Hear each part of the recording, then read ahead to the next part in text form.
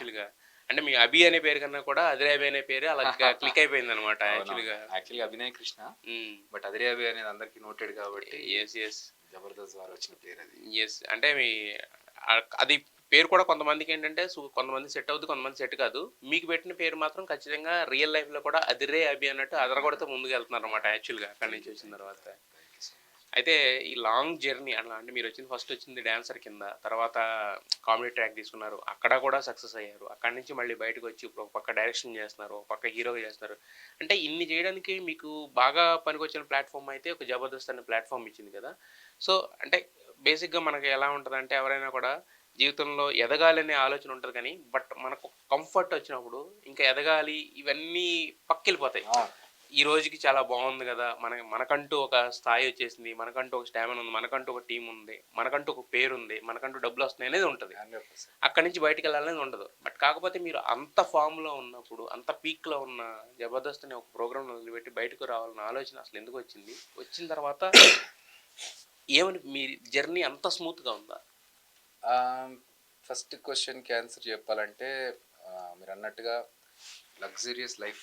Luxuries అంటే over luxuries కాదు. But నేను ఒక సైడ్ సాఫ్ట్‌వేర్ జాబ్ చేస్తూ, అక్కడ సైడ్ అండ్ జబర్దస్త్ 2 షోస్‌లో నేను ఎర్న్ చేసేవాడిని. యాహ్! అండ్ మధ్య మధ్యలో ఇంటర్నేషనల్ షోస్ కావచ్చు, ఈవెంట్స్ కావచ్చు ఇవన్నీ అవును. వచ్చేది. యెస్. ఆల్మోస్ట్ 2 చేతుల సంపాదన. కంఫర్టబుల్. హ్మ్. చాలా కంఫర్టబుల్‌గా ఉండేది. హ్మ్. నేను జాబ్ వదిలేసాను. ఎందుకంటే హ్మ్. జాబ్ వదిలేసి నాకు అర్థమైపోయింది. ఇప్పుడు నేను సాఫ్ట్‌వేర్‌గా ఫైనల్‌గా నా ఎండ్ ఆఫ్ ద లైఫ్ నేను ఏదో రిటైర్ ఒకటి. అయ్యే టైంకి నేనేం చేయాలి అనేది నేను ప్లాన్ చేసుకోవాలి. హ్మ్. 2 పడవల మీద కాలు పెట్టి చాలా సంవత్సరాలు జరగలేము మనం. హ్మ్. కాబట్టి అంటే అదొకటే క్రాఫ్ట్ అయితే ఓకే. హ్మ్. ఇప్పుడు ఒక సినిమాలో యాక్టింగ్, డైరెక్షన్ ఇవన్నీ ఒకటే కోవకు చెందినయి కాబట్టి దాంట్లో మనం రిస్క్ చేయొచ్చు. యెస్.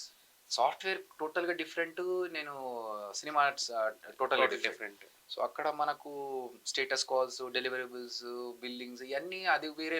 మన మైండ్ కూడా షిఫ్ట్ చేయడానికి వీలు కాదు. సహకరించాలి కదా! కొన్ని. హ్మ్. సో, నాకేమనిపించిందంటే మల్టీ టాస్కింగ్ ఓకే. కానీ ఎక్కువైపోతే కూడా మనకు కరెక్ట్ కాదు. ఫోకస్ ఒకదాని మీద షిఫ్ట్ చేద్దామని చెప్పి జాబ్ పక్కన పెట్టేసి నేను టోటల్‌గా జబర్దస్త్ అండ్ సినిమాల మీద కాన్సంట్రేట్ చేద్దామని జాబ్ పక్కన పెట్టేసాను. హ్మ్. సో, జబర్దస్త్ చేస్తున్నప్పుడు సినిమాలు కూడా ప్లాన్ చేస్తూ డైరెక్షన్ కోసం, యాక్టింగ్ కోసం అని యెస్. బయట వేరే ప్రయత్నాలు చేశాను. హ్మ్. సో, ఒక స్టేజ్‌కొచ్చిన తర్వాత ఏమైపోయింది అంటే, ఎక్కడికెళ్ళినా కూడా జబర్దస్త్ ఆర్టిస్ట్ కదా! మీరు ఈ క్యారెక్టర్ సీరియస్ క్యారెక్టర్ చేయగలరా? హ్మ్. లేకపోతే మీరు జబర్దస్త్ ఆర్టిస్ట్ ఈ సినిమాని మీరు డైరెక్షన్ చేయగలరా? సబ్జెక్ట్ చెప్తున్నప్పుడు. యెస్. సో, ప్రతి దగ్గర ఇదే క్వెషన్ వచ్చేది. హ్మ్. సరే జబర్దస్త్ ఆర్టిస్ట్‌లంటే మేము ఇన్ని వేరియేషన్స్ ఇచ్చి స్కిట్స్ చేస్తున్నాము. సో, మీరు అక్కడ మా టాలెంట్ చూస్తే మీకు అర్థమైపోతుంది. అంటే హ్మ్. అన్నం ఉడికిందా లేదా అని ఒక మెతుకు చూసి చెప్పొచ్చు యెస్. అన్నట్టుగా. హ్మ్. ఒక స్కిట్‌లో మేము చేసే ఎక్స్‌ప్రెషన్స్‌ని, వేరియేషన్స్ చూసి ఓకే. వీడు ఈ ఈ క్యారెక్టర్ కూడా చేయొచ్చు లేదు అనేది యాక్చువల్‌గా అవును. పర్ఫెక్ట్ అవును. డైరెక్టర్ అయితే చెప్పొచ్చు. హ్మ్. అది చూసి ఇతను అది కూడా చేపియొచ్చు ఇతనితో అనేది. యెస్. బట్ కొంతమందేంటంటే ఆ క్వెషన్ ఎప్పుడు మనకు ఒక బ్యాగేజ్ లాగా క్యారీ ఫార్వర్డ్ అయ్యేది. హ్మ్. ఒక బాగా తెలిసిన ఫ్రెండ్ డైరెక్షన్ చేస్తూ నన్ను మెయిన్ లీడ్‌గా అనుకోని ఇంకొక ఫ్రెండ్‌తో మాట్లాడుతున్నప్పుడు ప్రొడ్యూసర్‌తో అతను 'జబర్దస్త్' అనే ఒక ఇది క్యారీ ఫార్వర్డ్ అవుతుంది. సడెన్‌గా మనము వేరే క్యారెక్టర్ లాగా చూపిస్తే ఆడియన్స్ తీసుకుంటారా లేదా అనేసరికి నాకు అర్థం కాలేదు. దానికి హ్మ్. దీనికి హ్మ్. ఏంటి సంబంధం అని. బట్ ఎనీవేస్ అప్పటికే నేను డిసైడ్ అయ్యాను. ఈ సినిమా చేయాలా? చేయకూడదా? అనేది పక్కన పెట్టినా 'జబర్దస్త్' అనేది ఒక 9, 9.5 సంవత్సరాలు నేను చేశా. ఎప్పటికైనా సరే బ్రేక్ తీసుకోవాలి. హ్మ్. ఎందుకంటే మనం పక్కకెళ్ళి ఇంకొకళ్ళు వస్తారు. వాళ్ళకి ఒక ఛాన్స్ వస్తుంది. అదర్‌వైజ్ మనం చేసింది కూడా చాలు ఇంకా నెక్స్ట్ లెవెల్‌కెళ్ళాలంటే మనం ఒక బ్రేక్ తీసుకొని పక్కకు జరగాలి అక్కడి హ్మ్. నుంచి. సో, అలా డిసైడ్ అయిపోయి నేను అనుకుంటున్న తరుణంలోనే ఈ క్వెషన్స్ అన్ని రావడము, అది ఎక్కువైపోయింది. ఎక్కువైపోయేసరికి మేబీ అది back of the mind run అవుతుండడం వల్ల హ్మ్. నాకనిపించింది okay. This is the right time to take a break. Hmm. అక్కడి నుంచి బయటకొచ్చి కొన్ని రోజులు ప్రయత్నం చేద్దాం. ఖాళీగా ఉన్నా పర్లేదు గానీ హ్మ్. ఆ బ్యాగేజ్ నుంచి బయటకొచ్చేసి చేద్దామని జెప్పేసి, నాకు ఎంతో కంఫర్ట్ జోన్ అది 'జబర్దస్త్' అనేది. హ్మ్. ఎందుకంటే అక్కడ నాకిచ్చేవాళ్ళు ఇచ్చే ట్రీట్‌మెంట్ కావచ్చు, అక్కడ నాకున్న టీమ్ గావచ్చు, ఎర్నింగ్స్.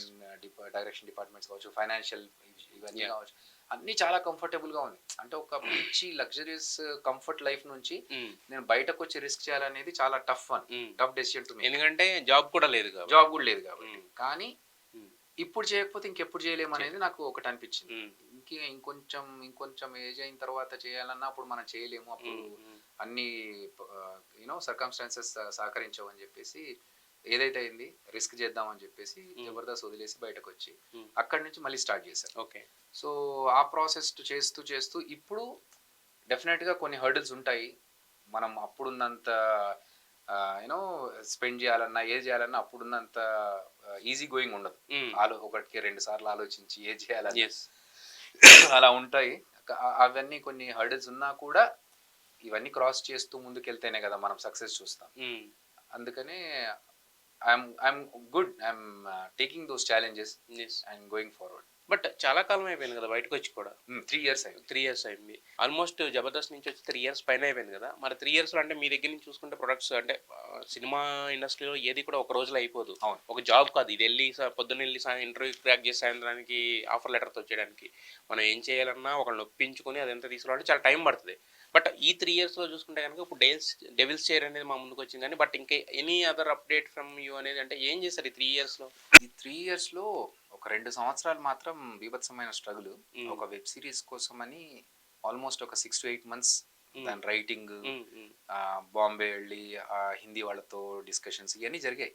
ఎందుకంటే అది కొంచెం పెద్ద రేంజ్లో చేద్దామని ఒక ప్లాన్తో అనుకున్నాము.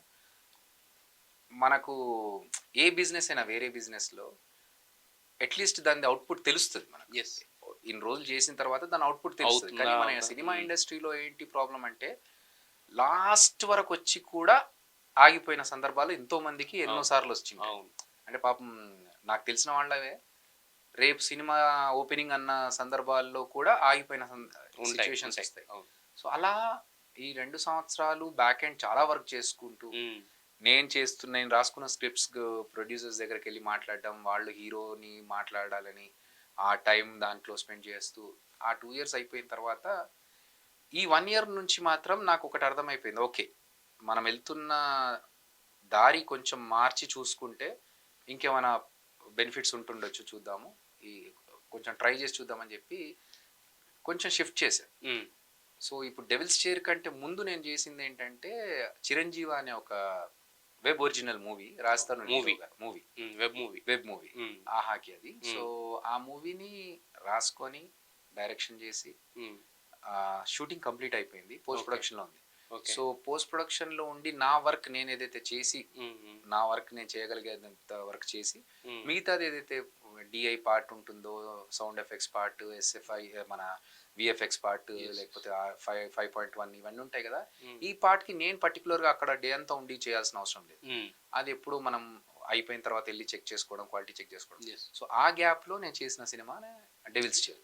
ఓకే. సో అటు డైరెక్షన్ చేశాం కాబట్టి ఇక్కడికి వచ్చిన తర్వాత మనం డైరెక్టర్ చెప్పింది చేయడం వరకే మన పని. సో మిగతా టైంలో నేను షూటింగ్ అయిపోయిన తర్వాత అక్కడికి వెళ్ళి స్టూడియోలో అక్కడ ఏం జరుగుతుంది అనేది చెక్ చేసుకుంటూ అలా మేనేజ్